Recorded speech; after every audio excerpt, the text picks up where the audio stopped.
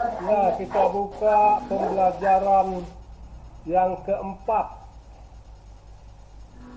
ya, mata kuliah anti korupsi. Ya, dengan mengucapkan Bismillahirrahmanirrahim. Assalamualaikum warahmatullahi taala wabarakatuh. Waalaikumsalam Waalaikumsalam warahmatullahi wabarakatuh. Salam sejahtera bagi kita dan selamat malam kepada anak-anak Bapak semuanya.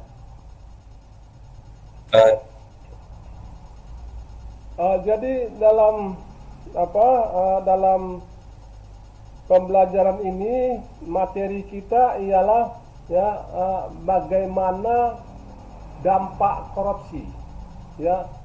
Jadi seperti kita ketahui bahwa dampak korupsi itu sudah masif, ya, sudah dia masuk ke sendi-sendi kehidupan masyarakat, sehingga masyarakat itu berkembangnya secara masif korupsi tersebut, masyarakat lantas sudah cuek, sudah malas, sudah biasa mendengar korupsi itu, ya. Jadi kalau ini terus dibiarkan, ya, dengan berganti generasi berganti ini dibiarkan terus, ya, percayalah suatu saat NKRI ini akan bubar, ya, pasti akan bubar. Kenapa? Karena korupsi ini sudah menjadi hal yang biasa, ya, sudah menjadi hal yang lumrah, ya.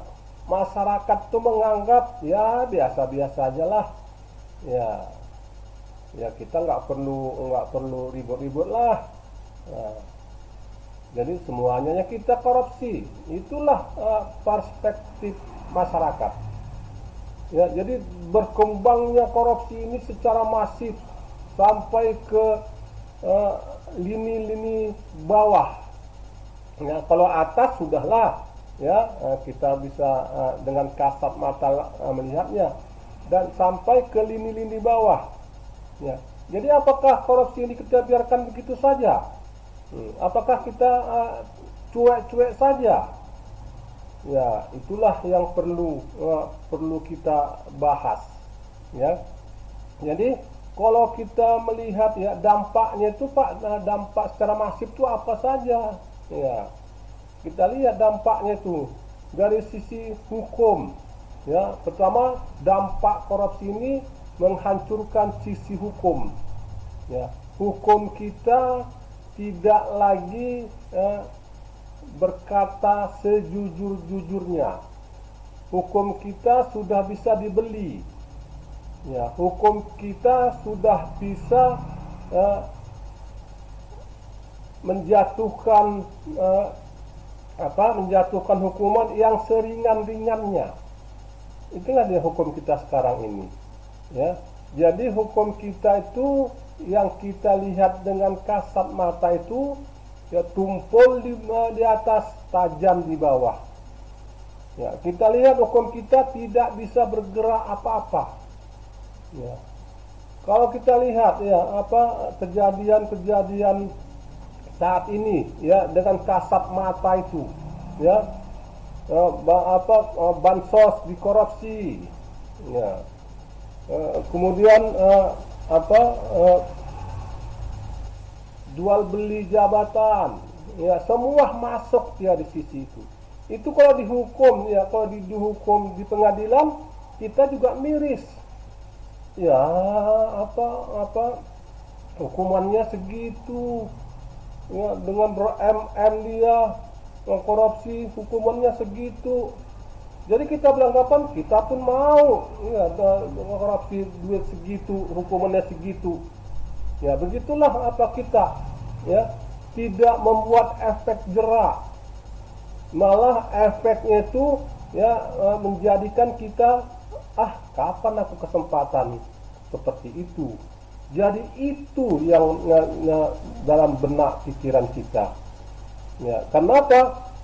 Karena hukumannya itu ya begitu, ya dengan kecilnya hakim tadi menjatuhkan hukuman.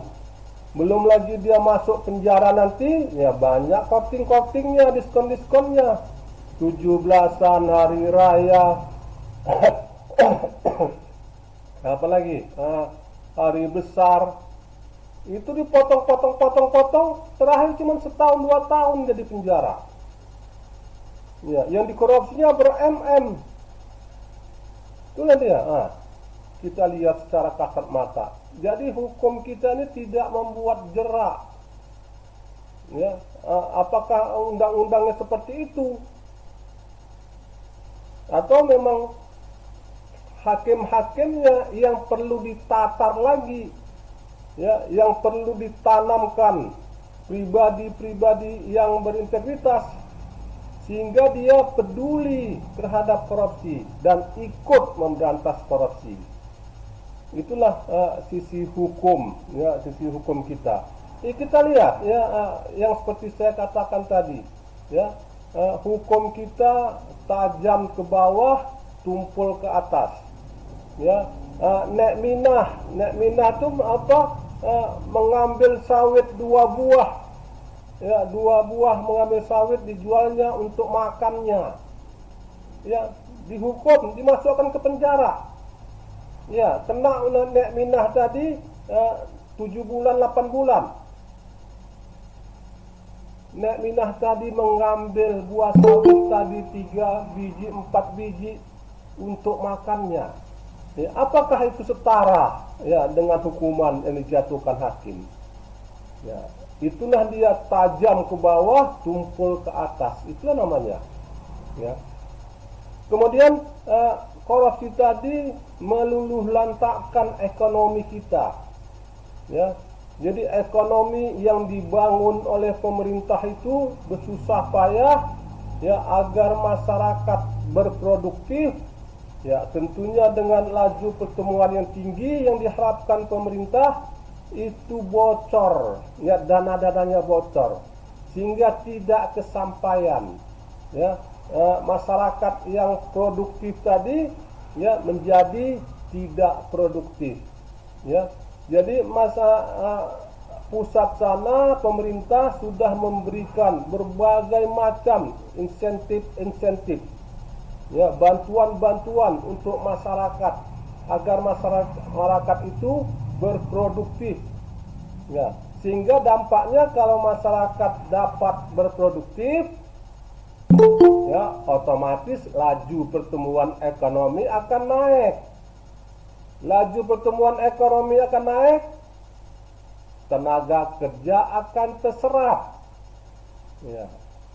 Supply and demand pangsa tenaga kerja akan terserap, ya, sehingga masyarakat bekerja, daya beli naik, kemiskinan menurun. Nah, itulah dia secara flowchart-nya, ya, itulah dia garisannya. Ya. Jadi bagaimana pemerintah membantu supaya masyarakat berproduktif. Itulah sisi ekonomi. Ya, jadi bagaimana sisi ekonomi lagi, Pak? Ya, coba kita bayangkan. Ya, seorang bupati, ya, seorang wali kota, seorang gubernur, ya, masyarakat itu mengurus izin tambang misalnya dengan asal jauh-jauh, contohnya izin galian C, pasir, sama bupati, ya. Itu bupatinya tidak mengeluarkan izin, ya, dengan kajian bupati itu, ya, perusahaan itu kalau dia membuka galian C atau pasir akan menghancurkan lingkungan hidup. Tetapi bupati tersebut memberikan izin karena disogok oleh pengusaha tersebut.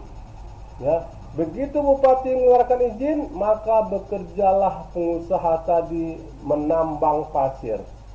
Ya, apa yang terjadi? Kerusakan lingkungan. Ya. Kenapa, Pak? Kerusakan lingkungan. Kenapa rupanya lingkungan rusak? Terjadilah banjir di mana-mana, terjadilah air bah di mana-mana, sehingga pemerintah untuk menanggulanginya itu ya berpuluh-puluh kali lipat uang sogok untuk bupati tadi. Begitulah dengan jangka panjangnya, rusak ekonomi dibuatnya. Ya. Kemudian dari sisi politik, ya, politik kita ini belum politik yang sehat. Ya, politik kita di sini ini bisa dikatakan politik ada uang, ada barang. Ya, tidak ada makan siang yang gratis. Ya, sehingga kalau dia mau mencalonkan jadi apa saja harus ada maharnya. Ya, itulah dia sifat politik kita di Indonesia ini.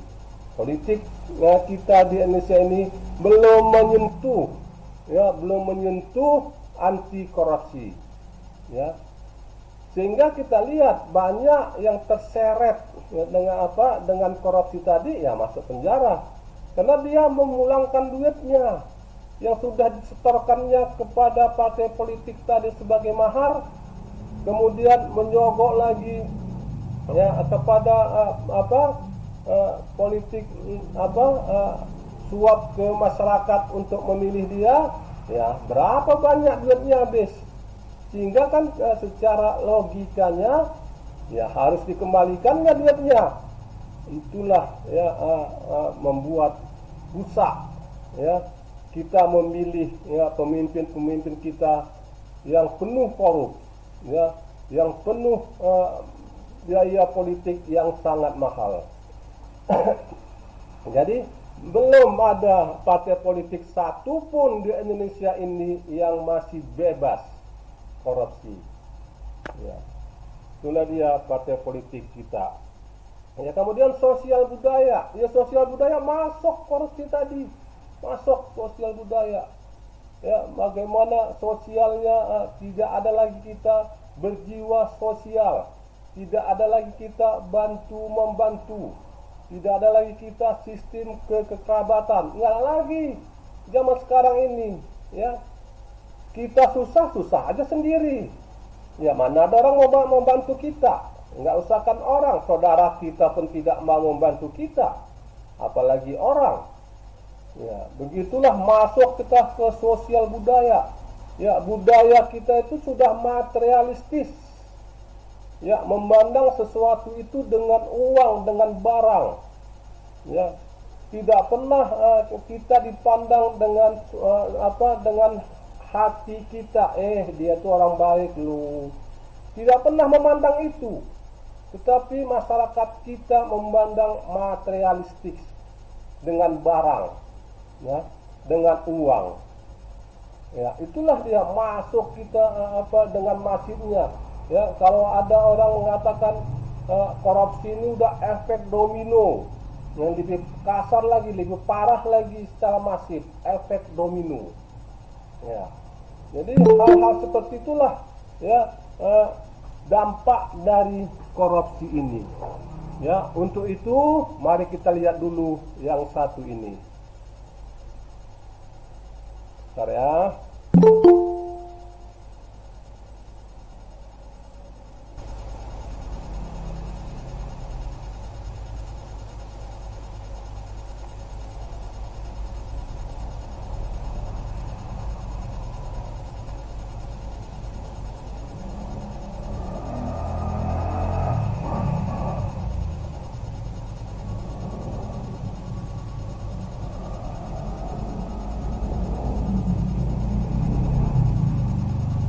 Enggak, aku nggak mau dia nih, bentar ya.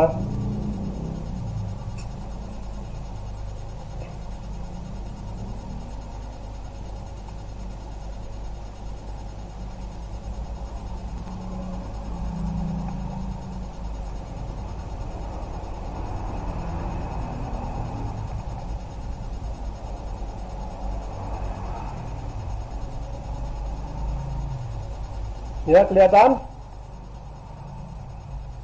Sudah kelihatan? Kelihatan Pak. Ya Pak. Jadi itulah ya dampak seperti yang saya katakan tadi. kalau kita berimajinasi, ya, kita lihat gambar ini, ya. Jadi gambar ini dengan mobil yang besar itu melindas mobil-mobil yang kecil itu. Ya, itulah ilustrasinya. Ya, bagaimana orang-orang besar tadi ya melindas masyarakat-masyarakat kecil tadi. Dan masyarakat-masyarakat kecil ini tidak berdaya. Ya, dilindas oleh mobil besar ini, tidak berdaya mereka. Ya, itulah ilustrasi ya yang ada di foto ini. Korupsi tidak hanya berdampak terhadap satu aspek kehidupan saja. Korupsi menimbulkan efek domino seperti yang saya katakan tadi, yang meluas terhadap eksistensi bangsa dan negara.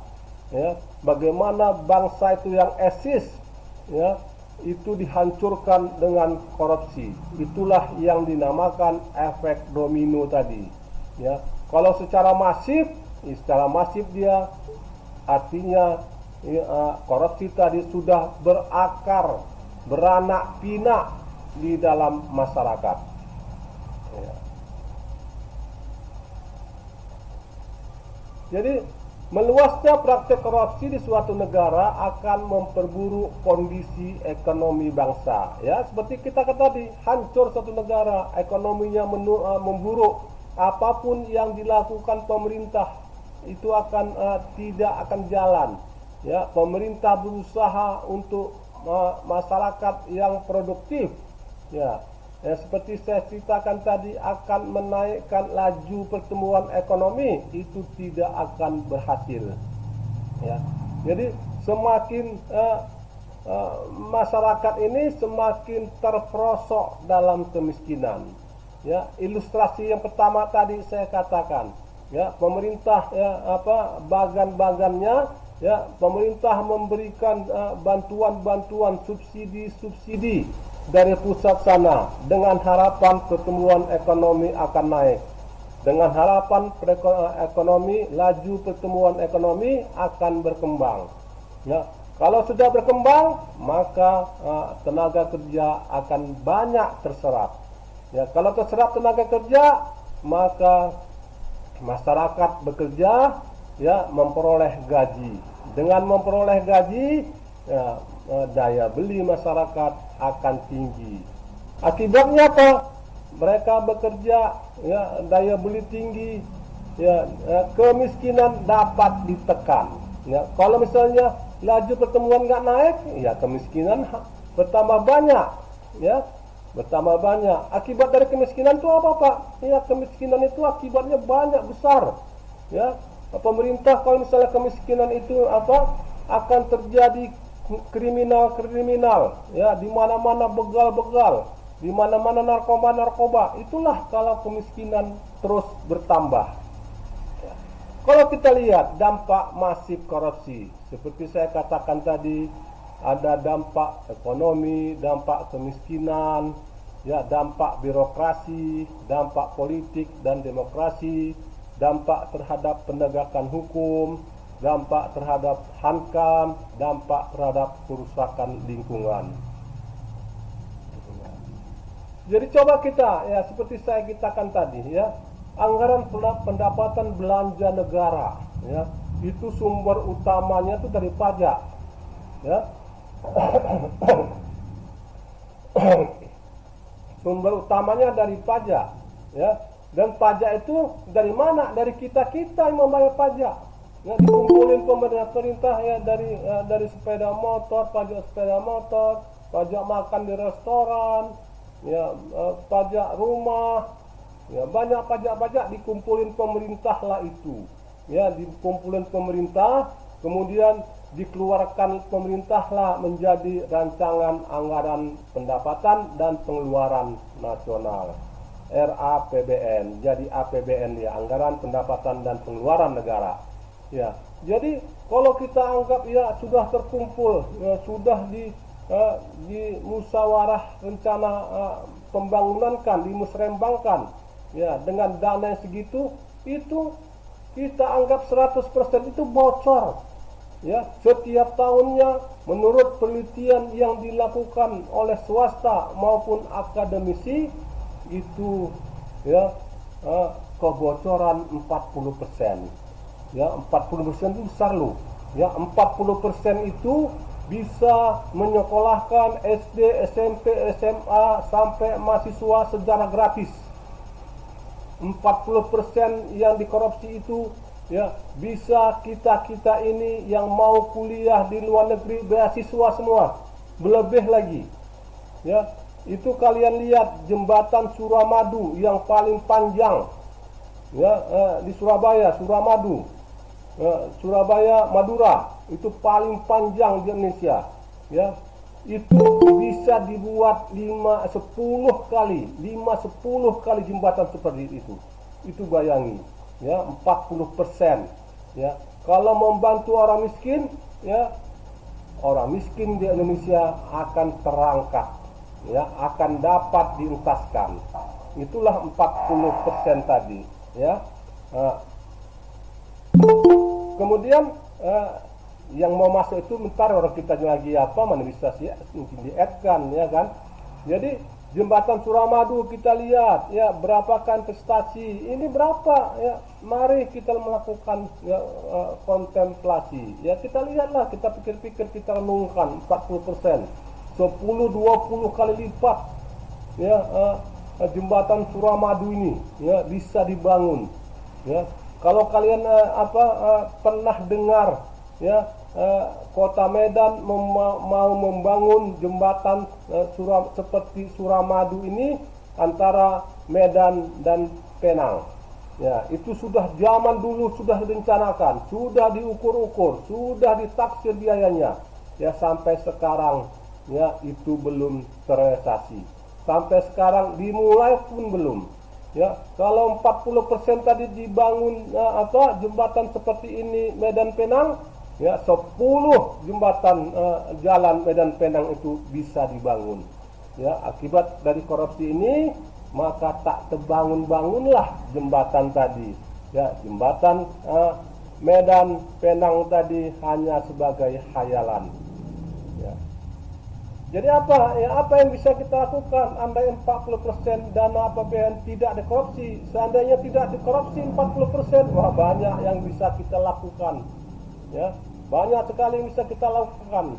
Ya, kita seperti yang saya jelaskan tadi, ya jembatan, sekolah-sekolah gratis, berobat seluruh rakyat Indonesia ini bisa berobat gratis.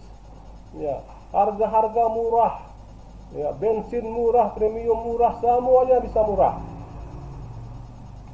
Ya, itulah ya, mari kita hayati hati nurani kita. Ya, begitu masifnya efek dominonya tadi, ya,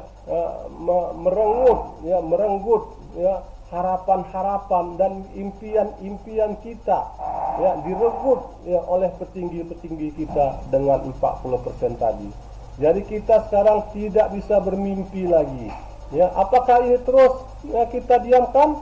Ya, itu terpulang kepada generasi-generasi kita, generasi milenial. Apakah ini harus kita diamkan? Ya, kitalah mengetuk pintu hati kita.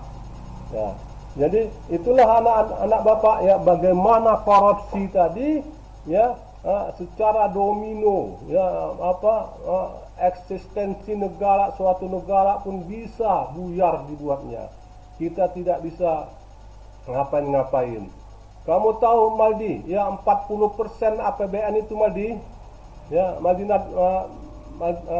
Madinado ya, 40% itu kalau kamu beli kerupuk, kamu tebar ke Singapura, tenggelam Singapura itu. Ya, kamu sebar tuh dari udara, kamu beli kerupuk banyak kerupuk yang kerupuk putih itu, kamu tebar tuh di Singapura.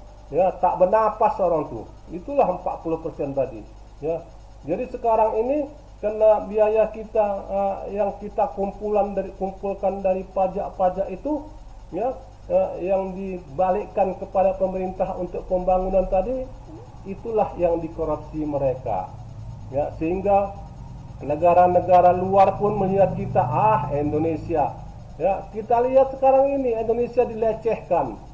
Ya, Vietnam saja yang baru merdeka saja melecehkan Indonesia, apalagi Malaysia. Ya, apalagi Filipina, Thailand.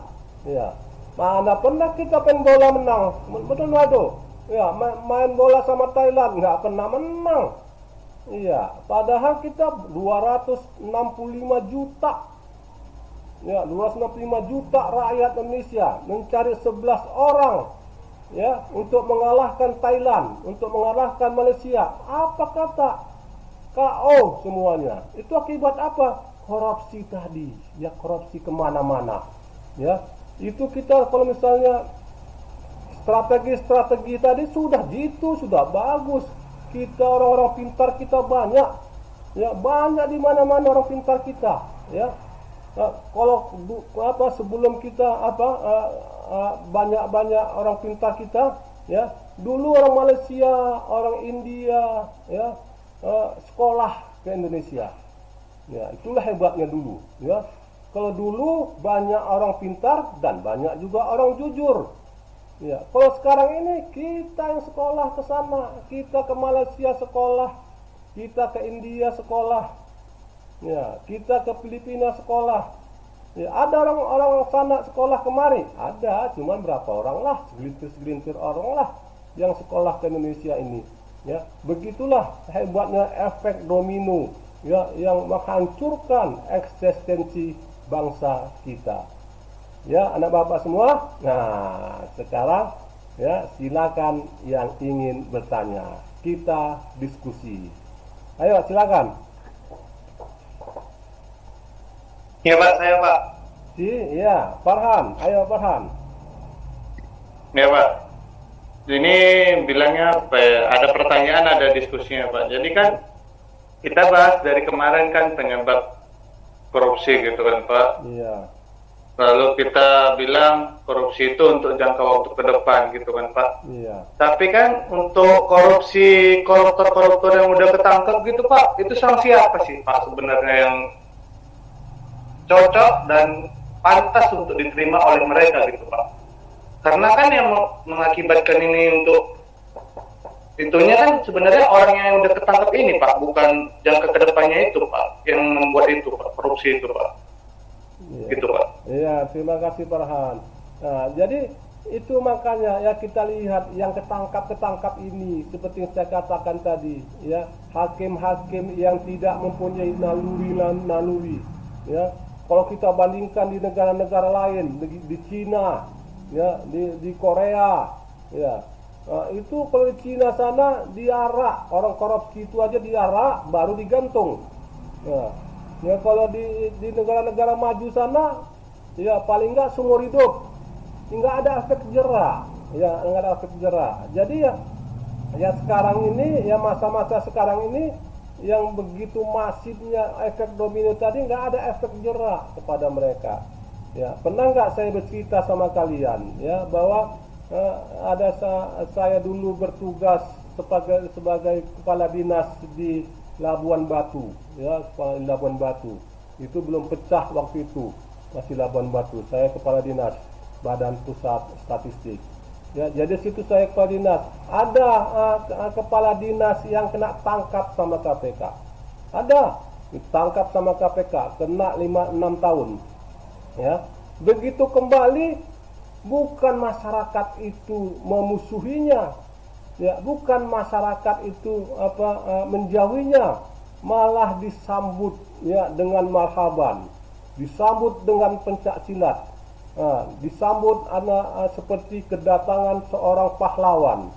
Ya, begitulah rusaknya sampai merusak adat istiadat kita. Ya, jadi bagaimana hakim-hakim tadi ya membuat efek jera. Ya. Jadi kalau sekarang ini kita harapkan ya orang-orang yang di atas yang sedang berkuasa ini tidak bisa kita harapkan. Ya, contohnya itu ya wakil ketua DPR ya masuk, ya bukan lagi sebagai seorang pemimpin. Jadi kita tidak mempunyai seorang pemimpin yang dapat ya menjadi contoh sama kita. Ya, itulah dia Farhan jawabannya. Jadi sekarang ini ya begitulah, macam mana mau kita buat, ya sudah efek domino tadi masuk kemana-mana, ya, apakah harus dihancurkan semua ini, ya? Jadi kalau di Cina sana, ya, di Cina di sana, di Tiongkok, kalian bisa baca, ada bukunya, itu mereka itu dimusnahkan satu generasi, ya. Jadi misalnya eselon 1, eselon 2, itu eselon 1 dan eselon 2 itu dipensiunkan. Yang tua-tua itu eselon 1 dan eselon 2 dipensiunkan. Kemudian yang naik eselon 3, 4 itulah yang naik, ya, jadi eselon 1.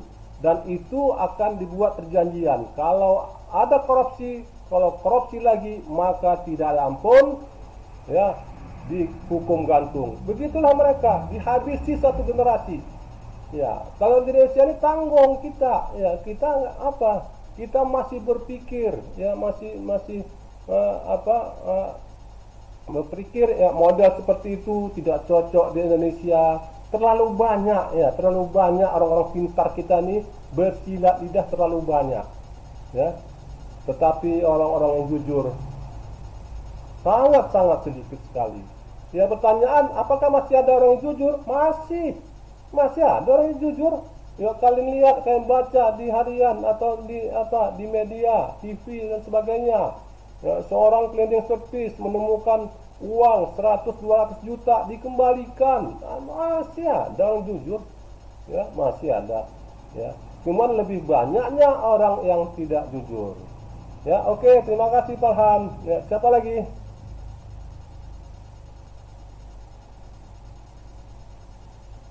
Rizky Saputra, nanya, ayo. Rizky Saputra. Ya Pak. Nah, nanya kamu. Apa ya Pak? Apa aja boleh. Lagi nih Pak. Nah, Misalnya kalau kita melaporkan korupsi itu kemana pertama kali itu Pak? melaporkan Korupsi, misalnya kita tahu nih udah OTT gitu kan Pak. Kita tapi nggak ada bukti gitu Pak. Itu kita ngelapornya gimana itu? Jadi kalau kita melapor, ya, kan pernah nggak saya bilang jaga aplikasi jaga, udah pada dibuka? Udah pada dibuka aplikasi jaga? Udah Pak. Ya, udah kan? Jadi semuanya harus download aplikasi jaga. Aplikasi jaga download semua, ya. Itu aplikasi dengan semboyannya, lihat, lawan, laporkan, ya. Kalau misalnya kita melihat, ya, kita harus lawan, ya, kita laporkan. Tapi dengan syarat melaporkan itu harus ada bukti, jangan cakap-cakap saja, jangan hanya lihat-lihat saja, buktinya ada enggak? Itu mesti lengkap, ya. Jadi nggak bisa kita mengadukan bupati kita, mengadukan kepala desa kita, ya, korupsi, ya, tapi buktinya nggak ada, hanya ngomong-ngomong aja, ya nggak bisa, ya. KPK sana kan dia bertindak sesuai dengan data dan fakta, bukan sebagai cakap-cakap saja, ya. Boleh, ya, di aplikasi jaga itu kalian lihat, ya, misalnya di desa kalian, ya, desa di Amparan Perak sana, Kelambir 5. Kalian buka desa Kelambir 5, berapa ADD-nya, anggaran desanya yang dikirim pemerintah pusat, ya, buat apa saja dia ada di situ. Ya, kalian cek di situ, ya, yang tertera di situ, misalnya pengaspalan jalan lingkungan 1 misalnya. Ya, kalian lihat nggak ada yang di lingkungan satu itu nggak ada yang diaspal, kan foto masukkan di jaga itu. Ini tidak sesuai dengan laporan yang ada di jaga, foto kirimkan. Nah, itu seperti itu. Jadi kita nggak bisa, Rizky, ya, hanya berkata-kata, hanya sebagai imajinasi saja, ya, itu tidak bisa, dan harus kita mempunyai bukti-bukti yang kuat. Dan di KPK sana, ya, yang ketangkap itu, yang di OTT itu 90% laporan masyarakat. Ya, masyarakat yang melapor ke sana. Itulah dia. Jadi masyarakat yang melaporkan ke sana, saya sudah ke KPK, ya, saya pernah pelatihan di KPK 2 bulan saya di latihan. Saya masuk, kami dibawa masuk ke penyadapan OTT tadi. Ya, di situ masuk. Jadi kalau ada masyarakat suatu kabupaten mengadu sama KPK bahwa bupatinya begini-begini macam-macam, itu disadap. Ya, nomor bupatinya disadap. Ya, cara sadapnya gimana Pak? Dia mempunyai alat besar, ya, punya alat besar, bunyi dia. Jadi telepon bupati tadi, kalau dia berbicara tentang uang, maka bunyilah dia, titit titit titit. Tetapi kalau dia berbicara sama istrinya, tidak cerita mengenai uang, ya nggak bunyi dia. Ya, itulah dia cara sadap mereka. Begitulah canggihnya mereka. Kalau kita pikir-pikir, kenapa mereka bisa OTT sampai ke hotelnya, jam berapanya, orang-orangnya siapa, dari mana dapatnya itu? Ya, dari penyadapan itulah. Ya, jadi penyadapan itu nomor telepon kita disadap, semua pembicaraan kita disadap. Ya enggak, ada titik-titiknya. Ada kalau cerita mengenai duit, baru dia tersadap. Tapi kalau cerita mengenai anaknya, istrinya, siang masa apa itu nggak akan nggak akan tersadap. Ya, tetapi bagaimana proyek ini Pak? Ya, ini berapa yang harus saya kasihkan? Nah, baru itulah yang tersadap. Ya, saya sudah lihat dengan mata kepala saya sendiri bagaimana suatu mesin menyadap dari semua telepon-telepon yang dicurigai. Ya, terima kasih Rizky. Ya, siapa lagi? Ayo. Siapa lagi? Pak, saya Pak, ini agak menyimpang nih Pak. Boleh, Ki, mainkan. Gimana menurut Bapak tentang dipecatnya Novel Baswedan karena nggak lulus tes TWK atau kebangsaan gitu Pak? Seolah TWK itu yang paling utama daripada prestasi-prestasi yang pernah dibuatnya Pak. Iya, terima kasih. Jadi seperti yang saya sudah jelaskan Rizky. Ya, jadi di KPK itu sekarang itu bermain politik. Ya, ada mereka-mereka itu yang mempunyai suatu ambisi. Ya, jadi Novel Baswedan tadi pun dia berpolitik. Ya, ketua KPK berpolitik. Ada ambisi-ambisi mereka dalam politik. Ya, sedangkan kalau sesuatu yang sudah dimasuki dengan politik, maka tidak sehatlah suatu organisasi situ. Ya, jadi kalau kita masuk ke suatu politik, ya seperti kita lah, Rizky, teman kamu cerita, ya Ki, ini ada cerita nih Ki, begini. Itu kan politik dia, jangan kita ikuti. Itulah politik tadi. Jadi Ki, kita tidak masuk ke sana, ya kita tidak berpolitik, tetapi kita karakter building, membangun karakter untuk anti terhadap korupsi. Terima kasih Rizky. Ya Pak. Ya, siapa lagi? Ada bertanya lagi? Satu lagi. Erlika. Ya, kamu Erlika. Masa kan laki-laki aja yang nanya korupsi ini. Erlika nanya. Nanya kah? Erlika. Saya Pak. Iya, nanya. Apa aja boleh. Saya Pak, ini kan misalnya kan nih Pak, tadi kan Bapak bilang kalau kita tahu gitu ada yang korupsi, kita ngelapor gitu kan, punya bukti. Iya. Nah, jadi kalau misalnya kita punya bukti, kita ngelapor, tapi kan terkadang kita sebagai masyarakat ini kan Pak, kita itu kan kayak kita nggak berani gitu Pak, kita takut bermasalah, itu kayak mana Pak? Iya. Takut nanti kita yang jadinya bermasalah gitu Pak. Iya, betul. Jadi kan gini ya, kalau kita melapor monster blower tadi, yang melapor kita kejaga, ya dengan bukti yang kuat, apa yang kuat. KPK itu merahasiakan nama kita. Ya, dia nggak akan buka si Erika yang melapor. Si Erika rumahnya di sini melapor sama KPK, tidak. Ya, begitu banyak yang sudah dilaporkan, nggak ada yang KPK bercuap-cuap orang-orang yang melapor itu. Cuma nama KPK mengatakan 90% ya yang ketangkap OTT ini adalah laporan masyarakat. Ya.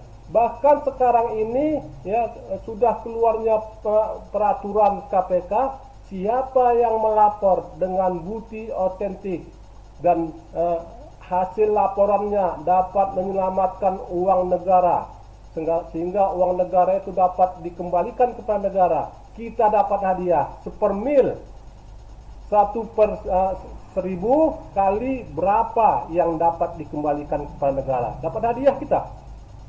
Nah itulah sekarang ini ya. Jadi kalau misalnya 100 M yang bisa dibalikkan sama yang dikorupsinya dan bisa dibalikkan ke negara, kalikanlah 1000 kali 100 M, kita diberi hadiah. Itu nggak omong kosong, kalian di search di Google ya, hadiah untuk melapor ke KPK, search di Google ya. Besok minggu depan, Pak nggak ada Pak, bohong Bapak, search di Google ya. Jadi kita tuh dirahasiakan, tidak akan ada siapapun yang tahu ya bahwa kita melapor. Jadi marilah kita ya lihat, lawan, laporkan ya. Jangan sampai kalian nggak buka aplikasi Jaga ya. Buka, saya minta kalian buka aplikasi Jaga, lihat situ, buka di desa kalian, berapa di desa kalian itu yang dapat ADD, anggaran dana desa dari Jokowi, ada di situ jumlahnya ya. Ada situ ya, misalnya 3M itu buat apa-apa saja ada di situ. Nah, buat ini. Kalau misalnya yang dilaporkan itu nggak jelas, kalian foto saja. Ini dia laporan dari Jaga. Nah, kirimkan ke upload ke Jaga. Paling gampang sekali, anak bapak semua. Ya, agar tujuannya apa? Ya tujuannya tadi efek domino tadi bisa kita hindari. Ya, yang dia sudah berakar anak pinak tadi bisa kita hempang pertumbuhannya. Ya, demi apa? Demi kita eksis.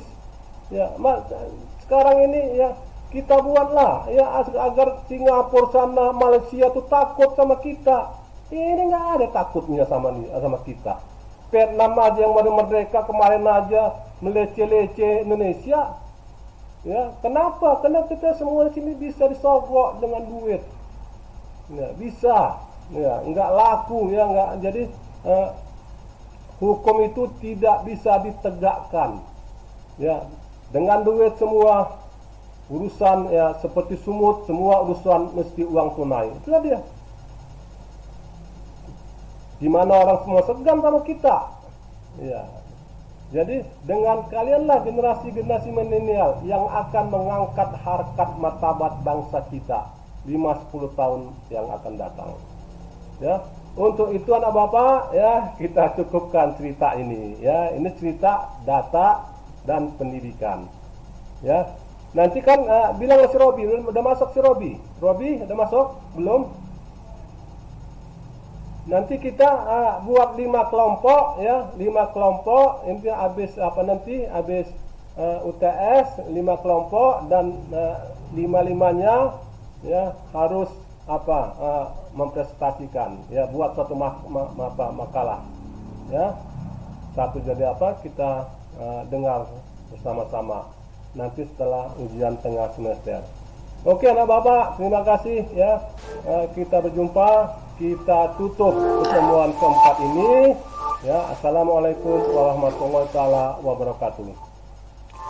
Waalaikumsalam warahmatullahi wabarakatuh. Dan selamat malam kepada anak bapak semua. Malam Pak. Selamat malam, Pak.